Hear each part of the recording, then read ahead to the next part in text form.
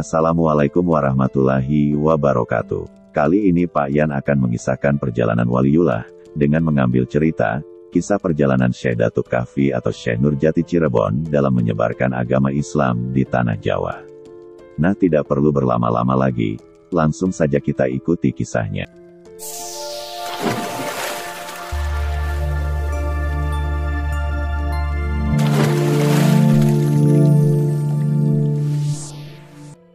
Kisah perjalanan Syekh Nurjati atau Syekh Datuk Kahfi dalam mensiarkan agama Islam di Tanah Jawa. Syekh Nurjati ketika lahir di Semenanjung Malaka dan dikenal dengan nama Syekh Datuk Kahfi atau Maulana Idofi Mahdi, putra dari Syekh Datuk Ahmad, seorang ulama besar. Syekh Datuk Ahmad putra dari Maulana Isa, yang juga seorang tokoh agama yang berpengaruh pada zamannya. Syekh Datuk Ahmad mempunyai adik yang bernama Syekh Datuk Soleh, ayahanda dari Syekh Siti Jenar atau Abdul Jalil. Jadi Syekh Datul Kahfi adalah saudara sepupu dari Syekh Siti Jenar.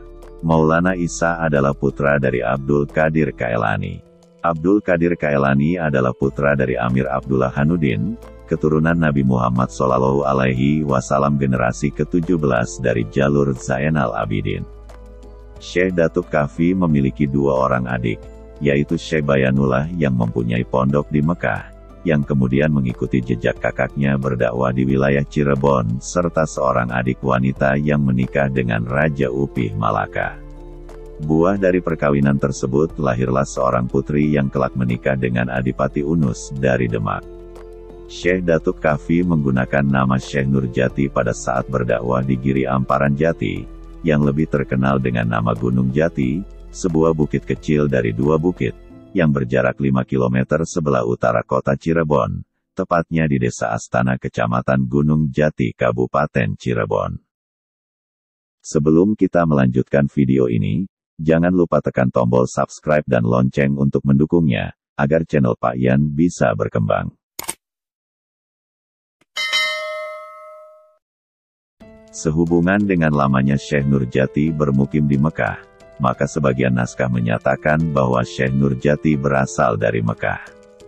Setelah menuntut ilmu di Mekah, Syekh Nurjati mencoba mengamalkan ilmu yang diperoleh dengan mengajarkannya di wilayah Baghdad. Di Baghdad Syekh Nurjati menikah dengan Syarifah Halimah, putri dari Ali Nurul Alim. Ali Nurul Alim putra dari Jamaluddin Al-Husain dari Kamboja, yang merupakan putra dari Ahmad Shah Jalaluddin, putra Amir Abdullah Hanuddin. Jadi, Syekh Nurjati menikah dengan saudara secicit.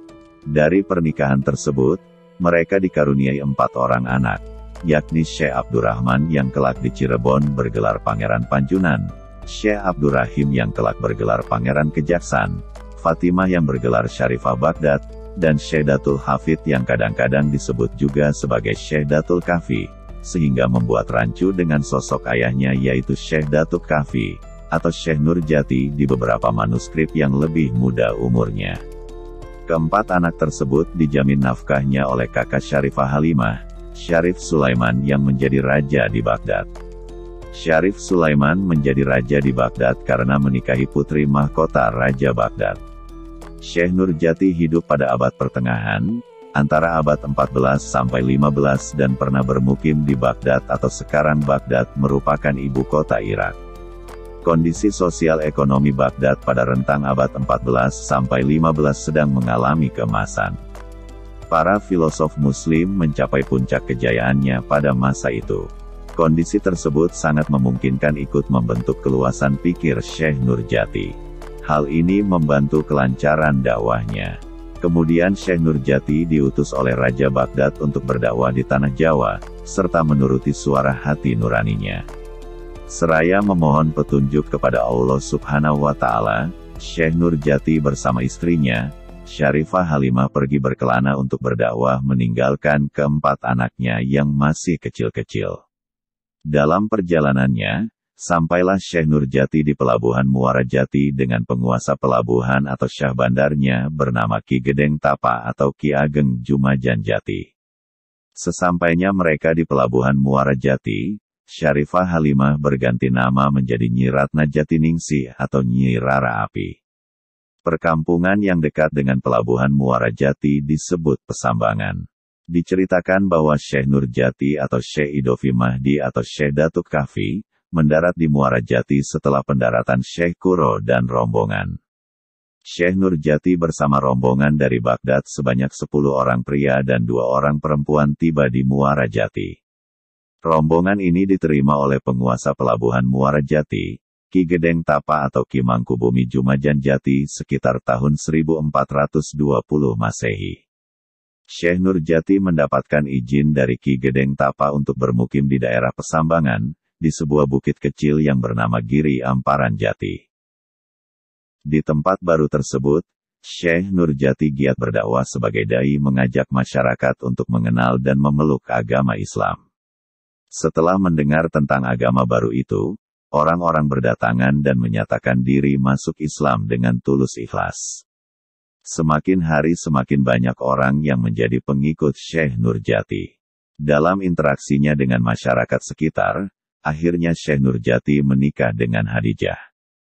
Hadijah adalah cucu Haji Purwagaluh atau Raden Bratalegawa, orang pertama yang pergi berhaji dari Jawa Barat, yang saat itu masih bernama Kerajaan Galuh, janda dari seorang saudagar kaya raya yang berasal dari Hadramaut. Dengan pria tersebut Hadijah tidak dikaruniai putra, namun setelah pria tersebut meninggal dunia, Hadijah memperoleh seluruh harta warisan dari suaminya. Setelah suaminya meninggal dunia, Hadijah bersama kedua orang tuanya pulang ke Kerajaan Galuh dan menetap di Dukuh Pesambangan. Harta warisan tersebut digunakan Hadijah bersama suami barunya, yaitu Syekh Nurjati untuk membangun sebuah pondok pesantren yang bernama Pesambangan Jati. Pernikahan Syekh Nurjati dengan Hadijah dikaruniai seorang putri yang bernama Nyi Ageng Muara, yang kelak menikah dengan Ki Gede Krangkeng. Krangkeng sekarang merupakan nama sebuah kecamatan di Kabupaten Indramayu.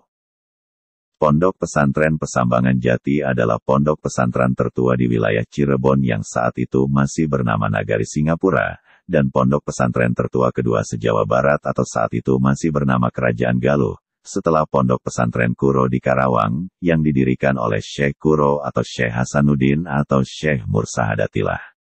Syekh Kuro adalah saudara sepupu Syarifah Halimah. Syekh Kuro adalah putra dari Dia Kirana dengan Syekh Yusuf Sidik atau Wali Malaka. Sedangkan Dia Kirana adalah putri Imam Jamaluddin Al-Husain dari Kamboja atau kakek Syarifah Halimah. Syekh Kuro merupakan utusan Raja Campa. Secara genealogis, Syekh Kuro dan Syekh Nurjati adalah sama-sama saudara seketurunan dari Amir Abdullah Hanuddin generasi keempat. Syekh Kuro datang terlebih dahulu ke Amparan bersama rombongan dari Angkatan Laut Cina dari dinasti Ming, yang ketiga dengan kaisarnya, Yung Lo atau Kaisar Cheng Tu. Armada Angkatan Laut tersebut dipimpin oleh Laksamana Cheng Ho alias Sampo Taikam. Mereka mendarat di Muara Jati pada tahun 1416 Masehi. Mereka semua telah masuk Islam. Armada tersebut hendak melakukan perjalanan melawat ke Majapahit dalam rangka menjalin persahabatan. Ketika armada tersebut sampai di Pura Karawang, Syekh Kuro beserta pengiringnya turun. Syekh Kuro pada akhirnya tinggal dan menyebarkan ajaran agama Islam di Karawang. Kedua tokoh ini dipandang sebagai tokoh yang mengajarkan Islam secara formal yang pertama kali di Jawa Barat. Syekh Kuro di Karawang dan Syekh Nurjati di Cirebon. Gerakan dakwah mereka berdua dapat terjalin secara harmonis dan berjalan saling bantu-membantu. Syekh Kuro mengirimkan orang kepercayaannya yang bergelar penghulu Karawang, ke Dukuh Pesambangan, terbukti dengan adanya nisan makam penghulu Karawang di Amparan Jati. Keharmonisan dakwah antara Cirebon dan Karawang berlanjut dengan adanya cucu Syekh Ahmad dari Nyimas Kedaton, bernama Musanuddin. Kelak Musanuddin menjadi berebihan di Cirebon, memimpin Masjid Agung Sang Cipta Rasa pada masa pemerintahan Susuhunan Jati atau Sunan Gunung Jati. Sedang Syekh Ahmad merupakan anak dari Syekh Kuro dengan Ratna Sondari, putri Ki Gedeng Karawang. Putri Karawang memberikan sumbangan hartanya untuk mendirikan sebuah masjid di Gunung Sembung atau Nurgiri Ciptarengga yang bernama Masjid Dok Jumeneng atau Masjid Sang Sakaratu, yang sampai sekarang masih digunakan dan terawat baik. Salah satunya mitos tentang pusar bumi Gunung Jati konon karena karomah dan kesaktian yang dimiliki Syekh Datuk Kahfi. Syekh Datuk Kahfi menjadikan pusar bumi yang berada di Gunung Jati sebagai tempat duduknya. Dari tempat duduknya itulah terpancar sinar dari dalam bumi yang menghadap ke permukaan tanah Pulau Jawa. Sinar itu menyoroti dan mengelilingi tempat beliau duduk yang memancar ke seantero jagat. Dari situlah Syekh Datuk Kahfi dikenal dengan sebutan Syekh Nurjati. Sedangkan tempatnya duduk kemudian dikenal sebagai pusar bumi Gunung Jati. Adapun asal-muasal pusar bumi konon menurut cerita rakyat dan legenda dari Cirebon. Pulau Jawa pada zaman sebelum ajaran Islam masuk dan berkembang adalah wilayah yang sangat angker.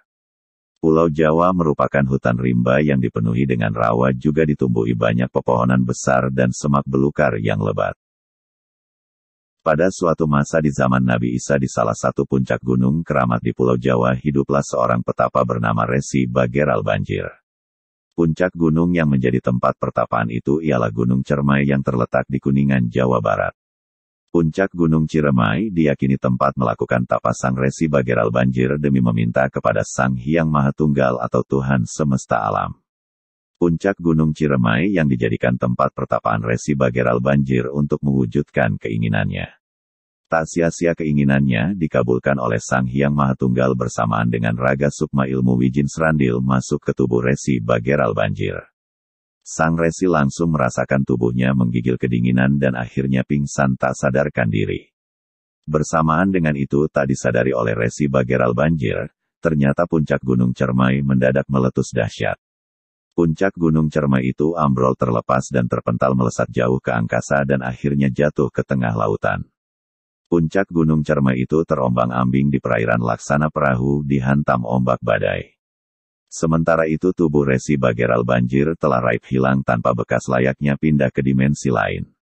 Sekian ratus tahun berlalu, pucuk Gunung Ciremai masih terombang-ambing di tengah laut, hingga suatu saat datanglah seorang pengembara yang menghampiri dan menaikinya. Ia adalah Syekh Datuk Kahfi. Setelah memperhatikan dengan seksama bentuk dan energi dari pucuk puncak Gunung Ciremai tersebut, kemudian dia pun meyakini bahwa tempat inilah yang selama ini dia cari. Itulah petilasan tempat bertapa Resi Bageral Banjir yang merupakan salah satu pusat energi yang ada di Pulau Jawa. Segera Syekh Datuk Kahfi melanjutkan dan menuntaskan apa yang pernah dilakukan Resi Bageral Banjir. Namun pertapaan yang dilakukan Syekh Datuk Kahfi tentunya dengan ritual yang sesuai dengan ajaran Islam. Puncak Gunung Ciremai yang semula terombang-ambing di tengah laut mendadak menjadi daratan biasa. Dan konon puncak Ciremai itulah yang sekarang menjadi pusar bumi yang berada di Gunung Jati Cirebon. Diceritakan pada suatu waktu, Raden Pamanarasa yang kelak menjadi Sri Baduga Maharaja, Raja Pajajaran, yang terkenal dengan sebutan Prabu Siliwangi, mengadakan perjalanan ke pondok pesantren Kuro, Pulau Kelapa, Telaga Sari, Karawang, yang dipimpin oleh Syekh Kuro atau Syekh Mursahadatillah. Dalam pelawatan tersebut Raden Pamanarasa jatuh cinta kepada Puteri Subang Keranjang atau Subang Larang, santriwati pesantren Syekh Kuro, Putri Ki Gedeng Tapa dari Singapura. Singapura adalah sebuah negara bagian dari Kerajaan Galuh yang dipimpin oleh Prabu Niskala Wastukancana. Raden Pamanarasa melamar sang puteri dan Puteri Subang Karancang bersedia dinikahi dengan syarat Raden Pamanarasa masuk Islam dan diperkenankan mendidik keturunannya dengan ajaran Islam. Dari perkawinan Raden Pamanarasa dengan Puteri Subang Keranjang lahirlah 3 orang putra yaitu Pangeran Walang Sungsang, Nyi Mas Ratu Mas Rara Santang, dan Pangeran Raja Sengara atau Kaan Santang. Di kampung Pesambangan, Syekh Nurjati melakukan dakwah Islam. Karena menggunakan cara yang bijaksana dan penuh hikmat dalam mengajarkan agama Islam, maka dalam waktu relatif singkat pengikutnya semakin banyak, hingga akhirnya kedatangan Pangeran Walang Sungsang beserta istrinya Nyi Indang Gelis atau Endang Ayu dan adiknya, Nyi Mas Ratu Rara Santang yang bermaksud ingin mempelajari agama Islam. Mereka adalah cucu dari Syah Bandar Pelabuhan Muara Jati dari jalur ibunya. Kedatangan mereka ke Gunung Jati di samping melaksanakan perintah ibundanya sebelum meninggal, juga bermaksud sungkem kepada eyangnya Ki Gedeng Tapa. Kepergian mereka ke Pangguron Gunung Jati tanpa seizin ayah mereka, Prabu Siliwangi. Karena Prabu Siliwangi kembali memeluk agama Buddha setelah Nyi Subang Larang meninggal dunia. Tetapi kedua putra-putrinya itu sudah dididik dan diberi petunjuk oleh almarhum ibunya agar memperdalam agama Islam di pangguron Gunung Jati. Akhirnya mereka pun menuntut ilmu dan memperdalam agama Islam, menjadi santri Syekh Nurjati di Pesambangan Jati. Pada saat mereka bertiga diterima menjadi santri baru, Syekh Nurjati berdoa, "Wahai Tuhan kami, jadikanlah kami orang-orang yang menghidupkan agama Islam mulai hari ini hingga hari kemudian dengan selamat. Amin." Di antara murid-muridnya, murid yang tercatat sangat cerdas adalah Pangeran Walang Sungsang dan Nyi Mas Ratu Rara Santang. Walaupun keduanya telah menjadi muslim sejak kecil, dan belajar ke Syekh Kuro, tetapi ketika datang ke pesantren Syekh Nurjati keduanya dan Nyi Indang Gelis, tetap diminta kembali mengucapkan kedua kalimat syahadat. Syekh Nurjati memberi pelajaran kepada mereka mulai dari yang sangat dasar, tentang pelajaran tauhid sebagai dasar pondasi keimanan. Hal ini dikarenakan Pangeran Walang Sungsang dan Nyi Mas Ratu Rara Santang adalah putra-putri dari Raja Pajajaran yang beragama Hindu-Buddha. Selain itu, pengalaman mereka tentang agama Islam masih dalam tahapan pemula. Setelah ajaran tentang keimanan diberikan, maka pelajaran secara bertahap terus diberikan. Misalnya pelajaran ilmu fikih sebagai sarana untuk melaksanakan syariat agama Islam. Pelajaran ini masih dalam taraf yang mendasar sebelum ajaran tentang tarikat, hakikat, dan makrifat. Syekh Nurjati adalah seorang ulama yang menganut mazhab fikih Imam Syafi'i atau mazhab Syafi'i. Menurut Rama Guru Pangeran Nurbuat, tarekat Syatariah masuk ke wilayah Cirebon dibawa oleh Syekh Nurjati. Dari pertemuan dengan Syekh Nurjati, Pangeran Walang Sungsang, istri, dan adiknya mendapat anugerah ilmu yang sangat tinggi. Nama Gunung Jati muncul karena cerita pertemuan Walang Sungsang dengan Syekh Nurjati di Gunung Jati.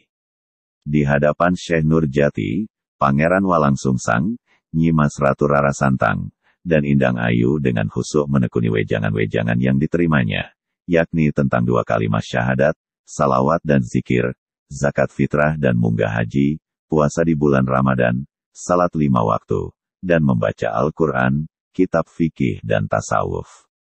Inilah di antara ajaran yang diterima dari Syekh Nurjati. Sebelum menjadi santri Syekh Nurjati, Pangeran Walang Sungsang, Nyi Mas Ratu Rara Santang, adiknya, serta Nyi Indang Gelis telah terlebih dahulu berguru kepada para pendeta Buddha di beberapa tempat, yang berarti mempelajari ilmu-ilmu di luar ilmu-ilmu Islam. Setelah 3 tahun menuntut ilmu, Pangeran Walang Sungsang diberi nama Somadula oleh Syekh Nurjati. Pada saat memberikan nama Somadula, Syekh Nurjati memberi nasihat berupa reinterpretasi ajaran-ajaran non-Islam dari para guru Pangeran Walang Sungsang sebelumnya, menurut sudut pandang Islam. Hal ini terungkap pada saat Syekh Nurjati memberikan wejangan kepada ketiga orang tersebut, yaitu sebagai berikut, "Hai Somadula, sesungguhnya engkau memperoleh rahmat Islam itu memang sudah kepastian sejak zaman azali, dan engkau disuruh datang ke Gunung Merapi dan bertemu dengan Sang Hyang Danuwarsi itu mengandung hikmat yang penting ialah, bahwa engkau akan bertemu dengan alim ulama yang menjadi warisan Anbiya. Dalam pertemuan dengan Sang Hyang Danuwarsi, engkau berhasil menerima pusaka berupa cincin ampal yang kepentingannya ialah untuk mengetahui perkara gaib dan dapat digunakan untuk merawat sesuatu dengan keadaan selamat. Nama ampal itu diambil dari perkataan Fati Bima Anfanaasa, artinya, usahakanlah apa yang sekiranya membawa manfaat bagi manusia. Dan engkau senerima baju kamemayan yang antara lain kepentingannya ialah agar engkau disegani, dan disayang oleh segenap makhluk. Itu memang betul karena pada baju tersebut ada tulisan yang artinya begini, barang siapa yang takut kepada Allah, Allah akan memberinya jalan keluar dari kesempitan hidupnya dan memberi rejeki dengan tak diduga-duga dan tanpa susah payah. Kalau engkau ingin jangan dibenci orang, pegang teguhlah ayat tersebut untuk pedoman dalam langkah hidupmu, dan engkau menerima lagi baju pengabaran yang antara lain kepentingannya engkau tidak mempunyai rasa takut menghadapi musuh yang bagaimanapun banyaknya, karena pada baju tersebut ada tulisan yang artinya, dan berbaktilah kepada Tuhanmu hingga saat ajalmu datang. Sedangkan, orang yang berpegang pada ayat tersebut dengan keyakinan yang teguh, ia akan mempunyai keteguhan hati dalam menghadapi musuh yang bagaimanapun. Lalu engkau menerima pula baju pengasihan yang gunanya agar semua makhluk, baik jin maupun setan siluman apa saja tunduk kepadamu. Itu betul, jika engkau ingin ditakuti oleh semua makhluk, amalkanlah ayat tersebut. Syekh Nurjati bukan saja memberi bekal kehidupan dan hidup sesudah mati pada Pangeran Walangsungsang, adik dan istrinya, tetapi beliau mampu mengubah kepribadian sang anak raja tersebut menjadi seorang pahlawan yang tidak hanya suka hidup dalam kemewahan sebagai putra raja, tetapi menjadi sosok pribadi pejuang yang soleh dan tangguh. Syekh Nurjati merasa Pangeran Walangsungsang bersama adiknya Nyi Mas Ratu Rara Santang dan istrinya, Nyi Indang Gelis, telah berguru di pengguruan Islam Gunung Jati, telah memiliki keteguhan iman. Setelah memberi nasihat, Syekh Nurjati memerintahkan Pangeran Walangsungsang, Nyi Mas Ratu Rara Santang dan Nyi Endang Ayu untuk membuka perkampungan baru di selatan Gunung Jati untuk mensiarkan agama Islam. Setelah menerima wejangan dari Syekh Nurjati dan seizin kakeknya Ki Gedeng Tapa, Somadula memilih kawasan hutan di kebun pesisir, di sebelah selatan Gunung Jati, yang disebut Tegal Alang-alang atau Lemah Wungkuk. Di kawasan tersebut ternyata telah bermukim Ki Danusela, adik Ki Danuwarsi atau mertua Somadula.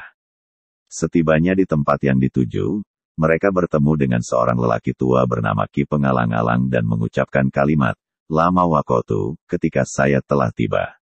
Ucapan Pangeran Walangsungsang tersebut kemudian menjadi nama Lemah Wungkuk. Ki Pengalang-alang menyambut mereka dan mengakui ketiga orang yang datang tersebut anaknya.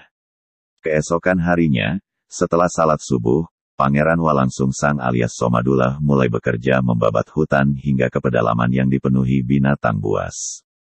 Untuk memperoleh keselamatan, Somadula mengucapkan kalimat, "Fa Anjaina," artinya, "Aku telah selamat." Karena itu, tempat yang dibabatnya kemudian bernama Panjunan asal kata dari Fa Anjaina. Demikian pula tempat-tempat lain dinamai berdasarkan hal-hal yang dialami oleh Pangeran Walangsungsang, antara lain, pekerjaan membabat hutan diteruskan hingga ke tempat yang tidak diketahui lagi. Setelah berdoa kemudian tampak ada jalan, ia berucap, "Fasyamula," artinya, "maka mengetahuilah." Dari ucapan ini lahirlah tempat yang bernama Pasayangan. Ketika di suatu tempat ia berpikir kemudian mengucapkan, "Fakarnaa," artinya, "aku berpikir," tempatnya disebut Pekarungan yang berasal dari kata Fakarnaa. Ketika tiba di suatu tempat yang menyenangkan, ia berucap Fa'amasiri Jamarin Samarin, "Sesungguhnya perasaanku merasa senang karenanya tempat tersebut dinamakan Gunung Sari dan Duku Semar." Di suatu tempat yang apabila sudah menjadi perkampungan mudah memperoleh rizki, ia mengucapkan doa Farjanaa, artinya, "Ya Allah berilah rizki pada hamba," sehingga tempat tersebut dinamakan Parujakan. Di suatu tempat ketika ia tidak ingat apa-apa, ia berucap, "Faholana," artinya, "aku lupa." Tempat tersebut kemudian disebut Pekalangan. Ketika ia mendapat petunjuk, ia berucap, "Fahanda Asna" atau Fahadaina, "aku mendapat petunjuk," menjadi tempat bernama Pandesan. Ketika di suatu tempat ia merasa senang, ia berucap, "Rokibuna Rumata Ilaihi Farihin," yang kemudian menjadi tempat bernama Kebon Pring. Ketika ia melihat dua tanda dari dua kanoman dan kasepuhan, ia berucap, "Farutu Ajataini," artinya aku melihat dua tanda sehingga tempatnya tersebut Anjatan. Ketika di suatu tempat ia melihat ada musuh di depannya, ia berkata, "Fala Sasaraina," artinya, aku tidak terus berjalan sehingga tempat tersebut dinamakan Pulasaren dan di dekatnya dinamakan Jagasatru, musuh yang berjaga-jaga. Pada tahun 1367 Saka atau Kamis tanggal 8 April tahun 1445 Masehi, bertepatan dengan masuknya penanggalan 1 Muharram 848 Hijriah, Pangeran Walangsungsang alias Somadula dibantu 52 orang penduduk, membuka perkampungan baru di hutan pantai Kebon Pesisir. Dengan semangat tinggi dan ketekunannya, Pangeran Walangsungsang dapat menyelesaikan pekerjaannya. Setelah selesai pembuatan pendukuhan yang semula Tegal Alang-alang atau Kebon Pesisir selanjutnya diberi nama Caruban Larang dengan kubu pertama adalah Ki Danusela. Sedangkan Ki Somadula sendiri menjadi pangrasa bumi yang bertugas memelihara tanah pemukiman dengan julukan Ki Cakrabumi. Somadula atau Ki Cakrabumi adalah pada siang hari bekerja membabat hutan dan pada malam hari bekerja mencari ikan di tepi laut, sementara istri dan adiknya bekerja menumbuk rubon atau udang kecil untuk dibuat terasi. Perkampungan yang dibangun Somadula berkembang menjadi perkampungan besar yang disebut Grage, yang berarti negara gede. Perkampungan Somadula dan usahanya membuat terasi diketahui oleh Raja Galuh. Ia mengutus patihnya untuk menyelidiki perkampungan di pesisir pantai yang ada di bawah kekuasaan Kerajaan Galuh. Apabila rakyatnya telah mencapai 69 orang, perkampungan tersebut telah menjadi sebuah desa dan diharuskan membayar pajak setiap tahun serta mempersembahkan tumbukan rubon halus sewakul atau sekitar 45 kg. Dalam pertemuan antara utusan Raja Galuh dan Somadula dibicarakan status perkampungan baru yang ternyata telah dihuni oleh 70 orang penduduk sehingga perlu dibentuk satu desa di bawah pimpinan seorang kuwu atau kepala desa. Desa tersebut kemudian dipimpin oleh Ki Pangalang-alang sebagai kuwu karena Cakrabumi tidak bersedia menjadi kuwu. Selesai upacara pengukuhan kuwu, diadakan perjamuan. Rombongan Kerajaan Galuh menikmati garagal atau tumbukan rebon beserta air rubon. Utusan Kerajaan Galuh sangat menikmati air rebon yang dalam bahasa Sunda disebut caik rebon, dari kata caik dan rubon. Ketika Ki Pangalang-alang meninggal, ia diperlakukan secara Islam oleh Ki Cakrabumi. Perlakuan jenazah secara Islam ini merupakan awal dari penyebaran ajaran Islam kepada penduduk Cirebon. Sejak itu, setiap malam diadakan pengajian oleh Ki Cakrabumi. Sepeninggal Ki Pangalang-alang, datanglah utusan Kerajaan Galuh untuk mengganti kedudukan Ki Pangalang-alang sebagai kuwu Cirebon.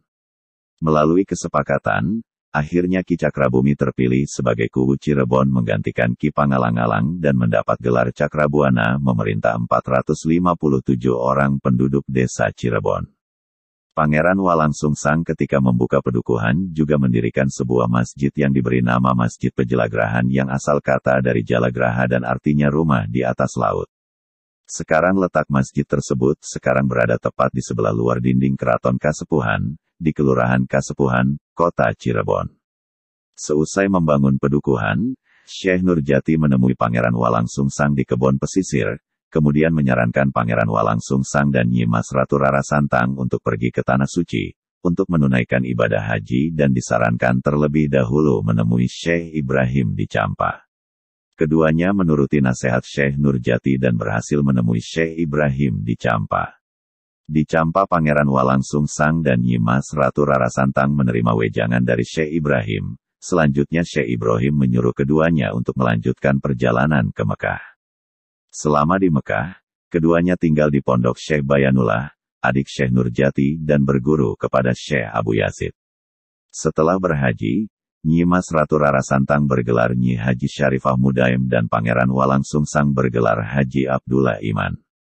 Akhirnya Nyi Mas Ratu Rara Santang dipersunting oleh Raja Mesir, Maulana Sultan Mahmud atau Syarif Abdullah.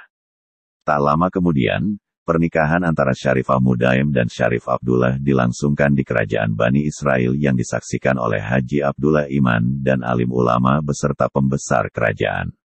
Syarifah Mudaim berharap dapat melahirkan anak yang bisa mengislamkan tanah Jawa. Hasil pernikahan Nyi Rara Santang ini lahirlah Syarif Hidayatullah dan Syarif Nurullah. Syarif Nurullah meneruskan memimpin kerajaan ayahandanya, sementara Syarif Hidayatullah berniat mensiarkan Islam di tanah Jawa. Syekh Bayanullah tiba di Cirebon bersama Syekh Bentong yang putra Syekh Kuro Karawang setelah menunaikan ibadah haji. Syekh Bayanullah mendirikan pondok pesantren Kuro di Desa Sidapurna, Kuningan, setelah menikah dengan Nyi Wandasari, Putri Surayana, penguasa Sidapurna. Surayana adalah putra Prabu Niskalawatu Kancana dari istri ketiganya. Dari perkawinan itu lahirlah Maulana Arifin. Maulana Arifin kelak berjodoh dengan Ratu Shelawati, penguasa Kuningan. Ratu Shelawati adalah adik Jayaraksa atau Ki Gedeng Luragung serta kakak Bratawijaya atau Arya Kemuning. Mereka adalah cucu Sri Baduga Maharaja yang kelak diislamkan oleh uwaknya Pangeran Walangsungsang. Sultan Sulaiman di negeri Baghdad yang dilanda kegundahan karena anaknya yang bernama Syarif Abdurrahman dan adik-adiknya, Syarif Abdurrahim, Syarifah Baghdad dan Syarif Hafid mempelajari ilmu tasawuf yang tidak disukai oleh Sultan Sulaiman dan suka bermain rebana, yang kelak menjadi cikal bakal kesenian Brai di Cirebon. Akhirnya, Syarif Abdurrahman diusir dari kerajaan. Syarif Abdurrahman mengadukan pengusiran ayahnya kepada gurunya, Syekh Junaid. Menurut Syekh Junaid, tidak ada tempat lain yang harus dituju kecuali Cirebon, tempat yang tentram dan di masa yang akan datang akan diduduki oleh para wali. Sementara itu Haji Abdullah Iman berniat kembali ke Tanah Jawa. Dalam perjalanan kembali ke Tanah Jawa, ia mengunjungi Syekh Ibrahim Akbar di Campa dan dijodohkan dengan putrinya dan dibawa pulang ke Cirebon. Kelak keduanya dikaruniai 7 orang putri yang setelah dewasa bermukim di beberapa tempat menjadi sesepuh desa.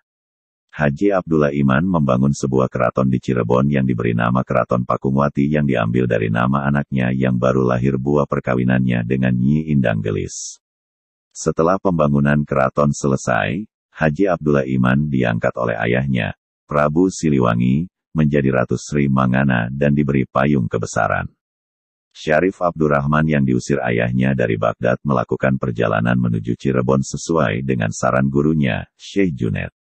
Ia ditemani oleh 3 orang adiknya dan 1.200 orang pengikutnya yang diangkut dengan 4 buah kapal. Akhirnya mereka tiba di Caruban.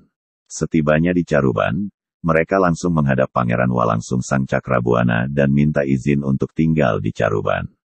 Kemudian diizinkan dan ditempatkan di daerah Panjunan dan Syarif Abdurrahman ini dikenal dengan sebutan Pangeran Panjunan. Di tempat tersebut, Pangeran Panjunan bersama para wali mendirikan sebuah masjid, yang sekarang lebih dikenal dengan sebutan Masjid Merah Panjunan. Masjid Panjunan selain memiliki keunikan berwarna merah, juga memiliki keunikan lain. Arsitektur pada gapura masjid tersebut asimetri dan memiliki candra sengkala berupa serimpedan, yang juga dimiliki oleh Masjid Agung Sang Cipta Rasa. Sedangkan Syarif Abdurrahim bertempat tinggal di Kejaksan dan bergelar Pangeran Kejaksan serta membuat masjid di tempat tersebut. Mereka bertemu ayahandanya, Syekh Nurjati di Gunung Jati. Syarif Hafid dan Syarifah Baghdad menetap di Gunung Jati. Syarifah Baghdad kelak menikah dengan Syarif Hidayatullah dan menjadi sekretaris pribadi dalam hal masalah keagamaan sehingga bergelar Nyi Mas Penatagama Pesambangan yang sangat alim dan berakhlak mulia, sehingga Sunan Gunung Jati sangat mencintainya dan putranya diangkat menjadi putra mahkota. Namun kedua putranya baik Pangeran Jaya Kelana maupun Pangeran Brata Kelana, meninggal atau syahid dalam usia muda. Setelah berkelana menemui para wali di Jawa, Syarif Hidayatullah pada tahun 1475, di lain itu ada naskah yang menyebut 1470, mendarat di Amparan Jati dan menemui uwaknya yaitu Pangeran Walangsungsang yang pada saat itu menjadi Kuwu Cirebon. Uwaknya sangat gembira atas kedatangan keponakannya tersebut dan mendukung niatnya.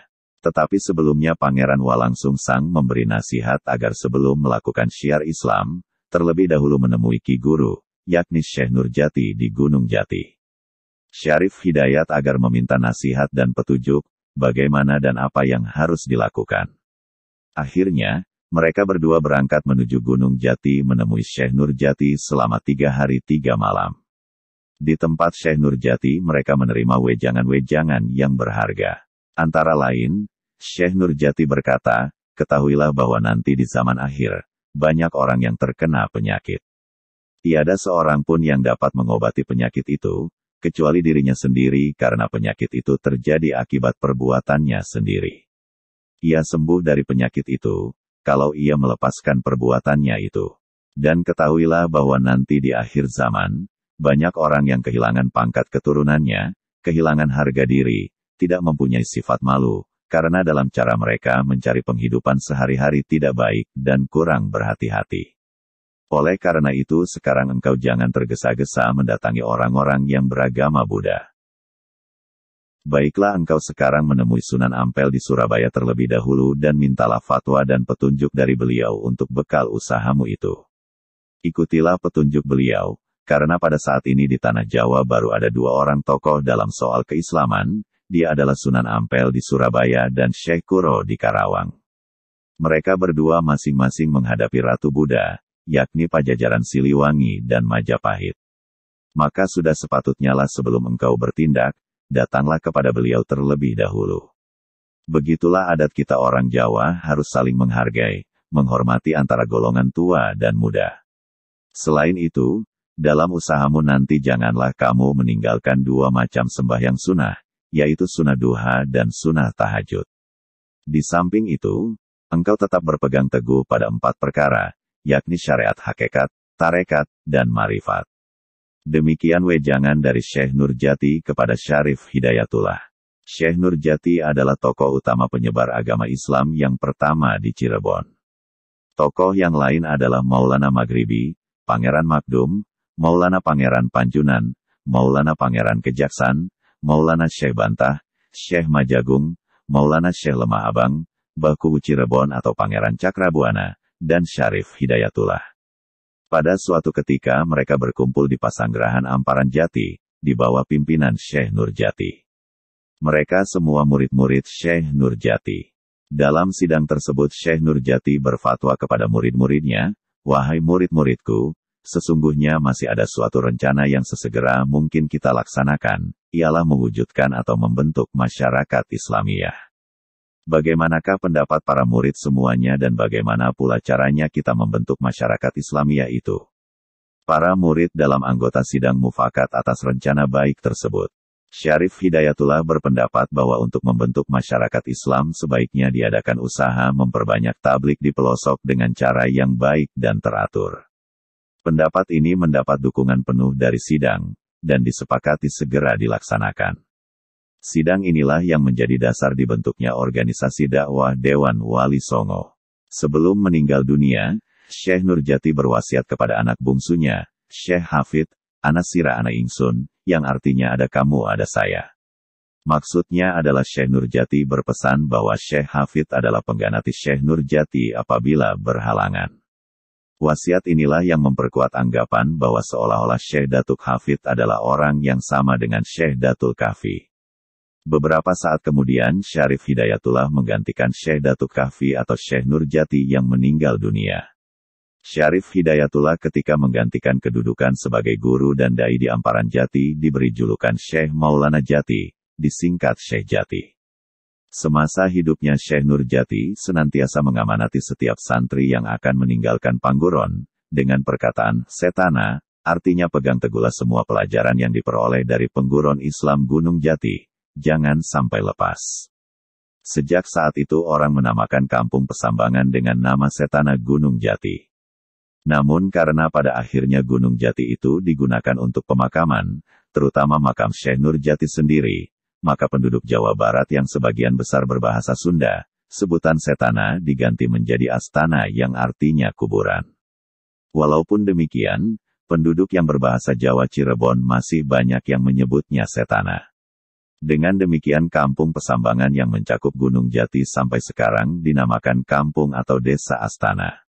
Syekh Nurjati meninggal dan dimakamkan di Gunung Jati. Sedangkan Syarif Hidayatullah meninggal di Gunung Jati sehingga disebut Sunan Gunung Jati, namun dimakamkan di Gunung Sembung, sebelah barat Gunung Jati. Gapura bersayap di pintu makam Syekh Nurjati adalah sebagai penanda masuknya agama Islam di Cirebon. Model gapura ini merupakan salah satu karya adiluhung orang Cirebon, pada awal abad ke-15 sampai 17 Masehi. Karya adiluhung ini merupakan karya dekoratif yang sebenarnya lumrah di pesisir pantai utara Jawa. Pintu yang ada di gapura bersayap Syekh Nurjati ini dapat melambangkan kematian. Artinya maut adalah gerbang yang akan dilalui oleh setiap manusia atau ruh untuk mencapai kehidupan berikutnya yang abadi. Jika pintu bermakna kematian, maka gapura bersayap bisa menjadi makna perlambang bagi malaikat Israel. Artinya, kematian bisa disebut kematian yang sesungguhnya jika ruh seseorang sudah dibawa malaikat Israel dan menurut Al-Quran bahwa para malaikat itu bersayap. Demikian sekilas cerita tentang perjalanan Syekh Datuk Kahfi atau Syekh Nurjati Cirebon dalam menyebarkan agama Islam di Tanah Jawa. Wassalamualaikum warahmatullahi wabarakatuh.